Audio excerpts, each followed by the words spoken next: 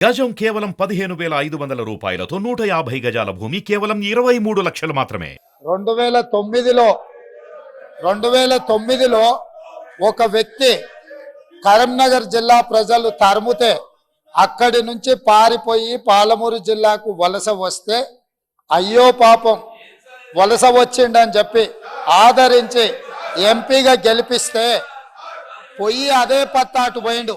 ఇవాళ అలాంటి జిల్లాకు సంబంధించి కృష్ణానది జలాల మీద చర్చ జరుగుతున్నప్పుడు ఆ మహానుభావుడు ఇక్కడికి రాకుండా ఫామ్ హౌస్లో దాచుకొని ఈరోజు తెలంగాణ సమాజాన్ని అవమానిస్తున్నాడు. ఇంతకంటే కీలకమైన అంశం ఈ తెలంగాణ సమాజంలో ఏమైనా ఉందా అధ్యక్ష? మీరు చెప్పండి. మీరు కూడా వికారాబాద్ జిల్లా కరువు ప్రాంతం నుంచి వచ్చిండ్రు కదా.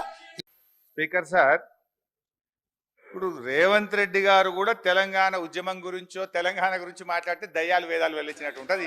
ఈయన మాట్లాడేది అధ్యక్ష. ఇప్పుడు ఈయన గారు కేసీఆర్ గారిని కరీంనగర్ నుంచి తరిమితే మహబూబ్నగర్ వచ్చిందన్నారు.